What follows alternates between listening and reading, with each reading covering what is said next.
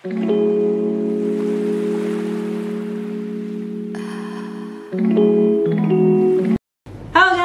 Hai. Di sini udah ada Dini. Yes, dan Dini. Jadi kita Diodi. Dini Dini. Oke, seperti itu.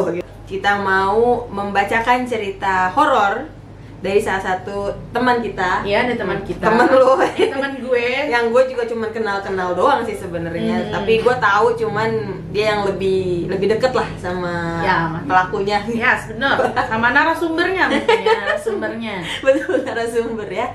Oke, untuk cerita ini horor ya. Oke, jadi persiapkan diri kalian. Jangan nonton sendirian. Oke, well, kita mulai ceritanya yang berjudul Kontrakan Nomor 1. Oke, dari Putri dulu kali ya. Iya ya. Oke, dari temen gue, namanya disamarkan ya, namanya siapa ya anaknya? Sebut saja Mawar gitu. Oke, Mawar, si Mawar ya. Oke, jadi si Mawar di sini menuliskan, Ya. Hai. Jadi ini ceritaku yang mengontrak di kawasan daerah Jakarta bersama suami. Nah kebetulan temen gue ini itu pasangan pengantin baru. Udah nikah gitu. Udah nikah ya sama suaminya. Jadi dia memutuskan keluar rumah ya. Oke. Hai. Kontrakan ini letaknya di dalam gang, tapi nggak gang sempit. Jadi gangnya itu masih bisa muat 2 mobil sebenarnya. Hai. Oke. Lalu kawasannya itu cukup sepi dan hening. Oke.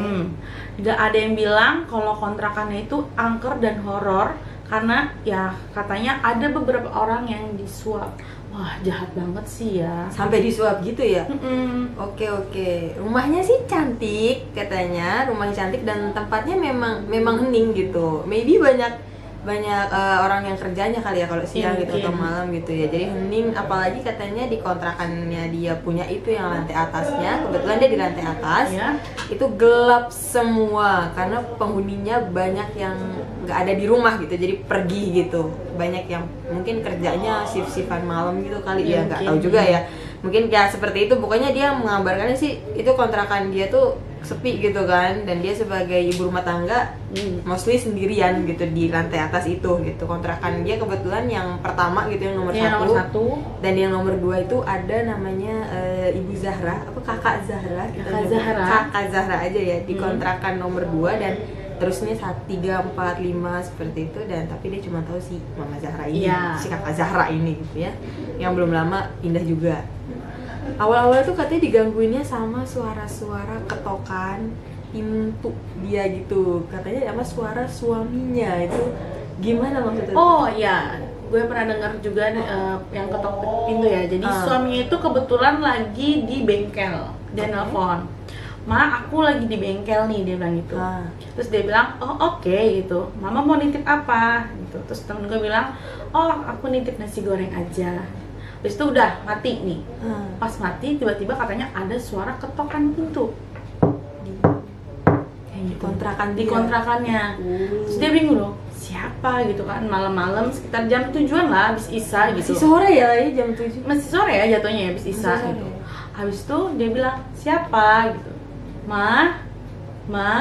Dan itu suara suaminya. Sedangkan barusan dia habis teleponan sama suaminya yang lagi di bengkel. Wah, itu gue kalau jadi dia sih udah takut juga, nggak gue buka sih. Kayaknya bakalan, aduh ngumpet di mana ya gitu ya. Iya, jadi udah jelas-jelas kan kayak dia tahu posisi suaminya gitu, tiba-tiba kayak gitu. Dan terus katanya sering mati listrik gitu dari MCB-nya itu, kayak saklar di luar gitu yang screen-nya itu kan ya, yang biasanya kalau mati lampu atau turun gitu itu ya, itunya mati gitu katanya, dari situ matinya gitu kan. Itu literally matinya itu random aja gitu waktunya atau gimana gitu. Kayaknya random deh, dia kalau kita suka random gitu, atau kadang menjelang maghrib kalau kata dia tuh. Gitu, ada waktunya gitu. Ada waktu-waktu tertentunya. Sering mati gitu ya kan. Terus pernah juga katanya dia lagi masak gitu ya, bikin bolu apa katanya, sambil lihat tutorial YouTube. Baru ditinggal sebentar aja itu video YouTube-nya berhenti dan ke pause gitu, padahal nggak ada yang pencet sama sekali. Jadi mungkin dia lagi masak terus ditinggal ngambil yang di oven gitu, terus dibuka ke pause gitu kan. Kenapa ini gitu? Apa rusak gitu apa kan? rusak gitu, tapi itu sering gitu katanya, sering terjadi gitu di HP-nya dia itu. Terus pernah juga katanya ada yang gebrak laci pas dibaca ayat kursi gitu, mungkin dia lagi ngaji gitu, terus lacinya ada bunyi gitu, mungkin bunyi gitu ya, wah. Wah, itu hantunya bener-bener Sampai ke kasurnya juga, jadi literally dia gerakin barang ya. berarti dia apa kekuatannya ya kalau namanya apa ya, iya energinya kuat banget ya, sampai menggerakkan gitu. Oke.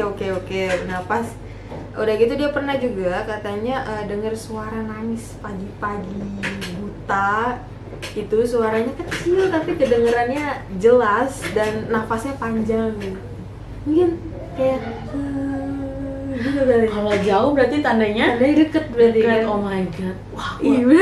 kayak langsung lari sih Gue kalau pindah kontrakan gak sih kalau gue kayak gitu. Nah dia masih maklum, wah gila dia masih maklum nyampe situ digangguin dia. Temen lu berarti emang kuat dia ya, bukan penakut gitu. Beliau tuh nggak gampang panuan kayak gitu. Iya kalau kita mungkin Gue udah pindah kontrakan soalnya. Dia nggak penakut, tapi dia masih nganggap itu wajar, kayak ini mungkin cuma hantu iseng-iseng gitu. Dia masih stay di situ sampai pernah ada katanya darah di kasur dia. Ini udah ekstrim sih kalau gue ya, ini udah ekstrim. Dan darahnya itu mencar-mencar gitu katanya. Jadi kayak di lantainya mungkin kayak bercak-bercak gitu nggak sih? Oh iya dia pernah cerita kalau dia sedang tidak haid tiba-tiba ada darah bercak-bercak sampai nanya ke suaminya gitu kan. Kalau suaminya nanya gitu, kamu berdarah gitu? Enggak tuh. Nah, bingung gitu kayak dia terus darah siapa, dan dia masih oke aja. Sampai juga pernah ada rambut-rambut rontok katanya bersebaran, literally tuh banyak yang bersebaran, padahal dia orang nyapu gitu kan. Iya, dia rajin nyapu tapi masih rambutnya ada rambut rontok. Di situ dia udah baru mulai curiga. Ini hebat sih kalau gua rasa si beliau Mawar ini. Si Mawar emang hebat sih. Dan pernah juga katanya dia pesen, ini klimaksnya ya katanya ya, yang dia pesen ojeknya itu kebetulan orang situ. Oh iya. Ya orang situ tahu gitu kan. Nah udah gitu dia nyuruh pesen ojek, terus abangnya itu salah nurunin gitu. Abangnya salah nurunin di gang sebelahnya, tapi karena dia kayak udahlah malas debat, kayak ya udahlah gue jalan aja gitu kan. Nah abang ini kayak ngechat dia, kayak ngechat gitu, ya ampun Neng, rumahnya di situ. Iya Pak, tadi nyasar ya. Kalau di situ tahu, pernah berapa kali antar penumpang juga ke gang itu gitu. Ya. Kok bisa tahu gangannya gitu kan ya kata dia. Ini nggak apa-apa Neng, gimana di rumah itu nggak ada apa-apa kan? Wah, gue udah ngeri tuh. Nggak apa-apa Pak, yang punya galak ya itu. Ya kekhawatiran orang kontrak sih ya, mungkin, yang punya galak ya gitu. Enggak kok Neng, nggak apa-apa. Oh iya Neng, udah berapa lama di sana gitu? Baru Pak, baru sebulan lah tinggal di situ sambil nunggu rumah saya selesai renov. Jadi hanya sementara di situ ya. Oh ya alhamdulillah. Kalau gitu, ada apa sih Pak di sana? Kok saya curiga ya katanya. Gini Neng, waktu saya antar penumpang di gangan itu hari itu ada orang teriak keras gitu karena ada yang gantung diri katanya di lantai atasnya. Tuh pas banget tempat dia dong. Merinding guys. Iya gitu. Yang meninggal tuh anak rantau, jadi kayak nggak punya siapa-siapa. Nah pas meninggalnya tragis dah, banyak yang ngontrak di atas langsung pada pindah. Ada yang sempet masuk TV juga katanya ya. Semua orang di atas tuh kayak jadi kena teror juga. Terus si Mawar masih wah, ceritanya luar biasa loh. Aduh dia bilang luar biasa. Oh my god, positive vibe sekali teman saya ya. Abangnya kayak, saya serius Neng, kalau nggak percaya tanya aja, di situ ada warung. Nah rumah orang yang gantung diri itu yang nomor 3. Nah langsung udah tuh nomor 3 kan berarti nggak jauh dari di orang punya rumah dong gitu. Nah baru di situ dia kayak ngerasa itu kan rumah yang tadinya malah mau dia ambil. Iya, nggak jadi karena katanya kotor. Kotor. Mungkin karena nggak dirapin juga kali sama ibu kontrakannya gitu kan. Udah gitu sampai ya udah dia kayak cuman obrolan biasa aja, berlalu aja gitu sama si Mawarnya ya. Iya. Sampai dia tuh udah nggak tahan lagi karena berhari-hari digangguin hal yang ya gitu loh, kayak ketukan pintu, suara, terus ada gerakan barang. Stres juga kali ya, gue sih juga stres juga. Kayak udah gue baru jadi pulang. Udah gue pulang, gue itu rumah buru-buru direnov lah gitu. Udah gitu kata dia juga sampai dia cerita ke suaminya dan nggak percaya suaminya, kasihan juga ya. Iya, jadi suaminya tuh kayak skeptis gitu loh, kayak itu mah paling hayalan kamu gitu. Lebay gitu ya.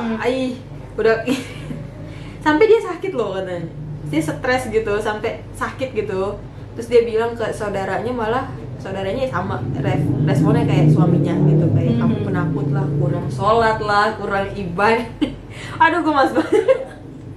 Jadi kebetulan dia itu menikah itu bulan Desember dan ini kejadiannya sekitar bulan Januari Februari. Nah kata dia saking stresnya dia itu ada dukanya juga gitu. Dukanya yang bikin dia sakit hati itu saking suaminya nggak percaya, katanya pas dia lagi haid dan itu keluarnya tuh bukan kayak darah, kayak janin gitu. Jadi dia sempet keguguran gara-gara stres. Oh bisa ya. Wah, itu sih luar biasa. Gue fix pindah sih kalau jadi si Mawar gue ya.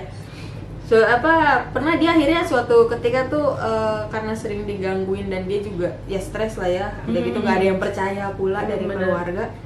Ditemenin kan dia sama keluarganya nginep di situ semua. Iya, pada akhirnya dia saking stres suaminya nggak percaya. Waktu itu dia cerita, dia nelfon mama bapaknya, dijelasin yang tadi gue bilang yang sempat keguguran itu, dijelasin. Akhirnya ya mamanya, kakaknya, bapaknya, ponakannya, kakak iparnya itu pada datang semua. Nginep literally di situ. Iya, nginep. Dan sampai kemudian terjadinya tuh diceritain sama dia tuh mulai maghrib, yang pas semua laki-laki itu pada sholat di musola. Yang tersisa cuman kakaknya yang lagi buka puasa ya, soalnya kakaknya lagi puasa kebetulan. Lagi puasa. Jadi habis maghrib kakaknya buka puasa, terus duduk di ruang tamu, sama tiba-tiba MBC itu mati lagi gitu, screen listriknya itu mati lagi. Setelah mati listrik, kakaknya itu kayak lihat samar-samar bayangan hitam di jendelanya dia gitu. Jadi kakaknya itu kebetulan mau nyalain nih keluar. Mau keluar terus ada orang gitu.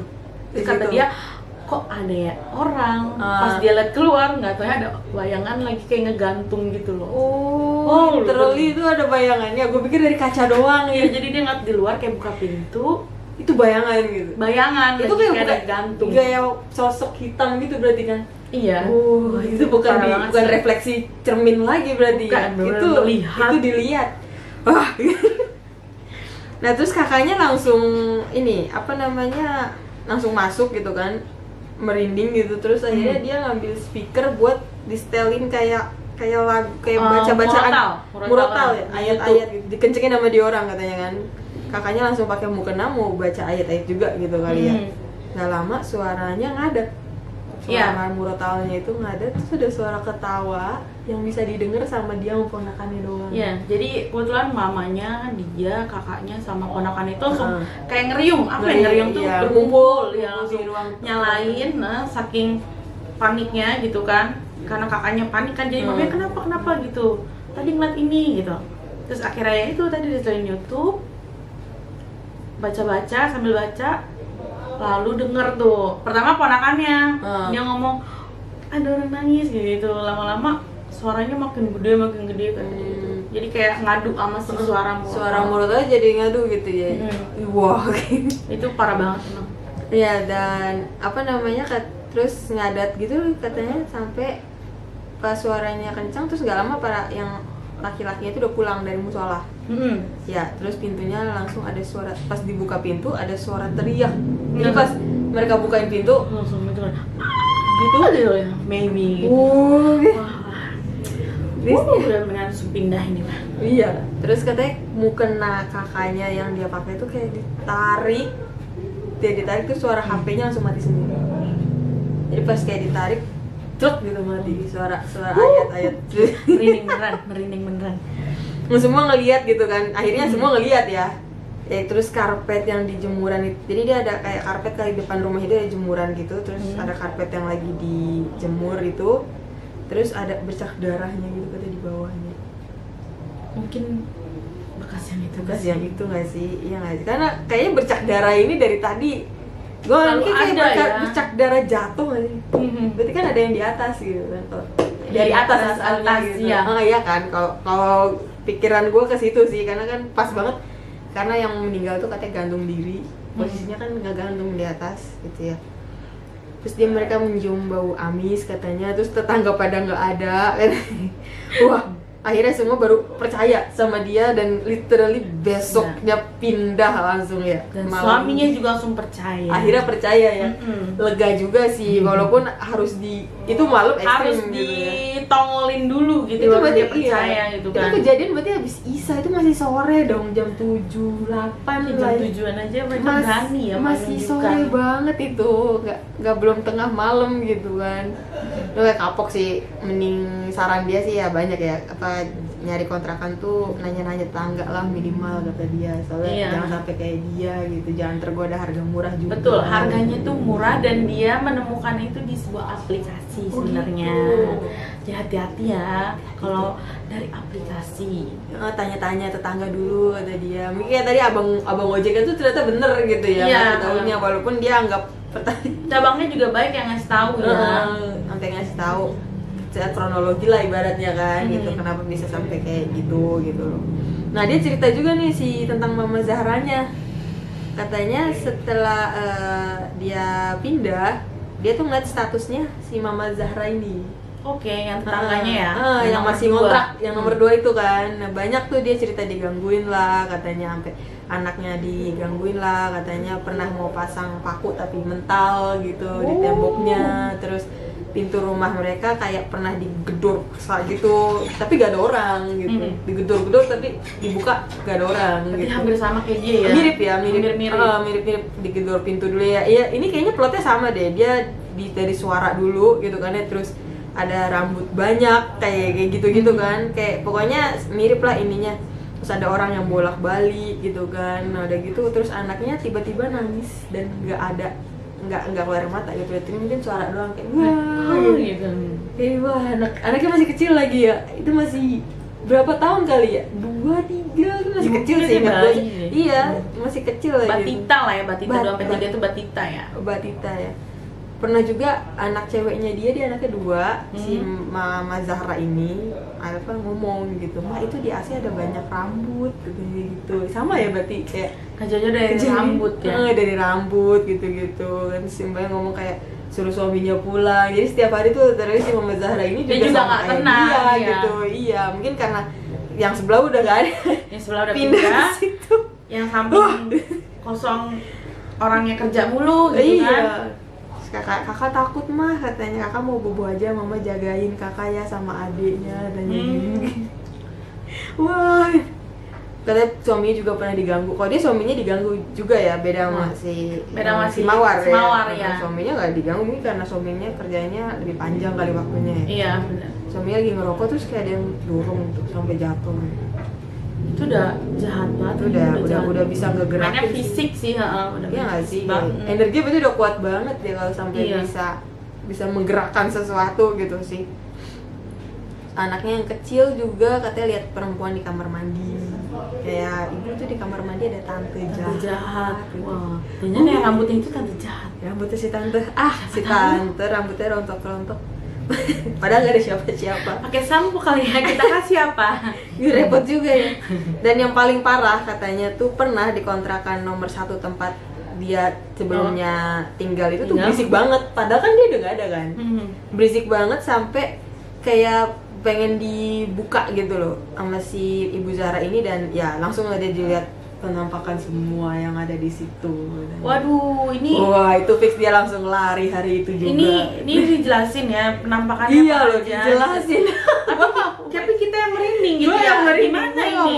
Wah, isinya itu katanya ada Mbak Kunti, terus Mr. Candy kan kita bilangnya ya, Mr. Candy ya. Poci gitu. Itu dia sampai bisa ngomong, berarti dia ngelihat literally bentuknya gitu kan. nggak kebayang sih gue. Itu dia langsung lari katanya, udah nggak pakai babi ibu lagi. Terus jadi trauma juga, merasa ditipu juga nggak sih gitu ya kan. Jadinya dia trauma dong, inget terus dong. Itu kan nggak bisa dihapus dong, ngeliat loh. Iya, dengan ngeliat loh gitu. Dan masih mungkin jadi si kakak Zahra juga gue bakalan keluar sih. Ya gue juga kasih nama anaknya lebih kayaknya kan. Kasih anaknya iya ya, kan gitu. Anaknya udah paham, maksudnya udah paham dan harus ngalamin teror. Itu teror lah ya namanya. Iya, teror banget. Teror nggak bisa dibilang apa ya tuh kan memang harusnya dari yang punya kontrakan sih. Harusnya antaranya ngajiin dulu kayak apa gitu. Iya, benar-benar. Disyariatin lah gitu. Lumayan dijual aja ya.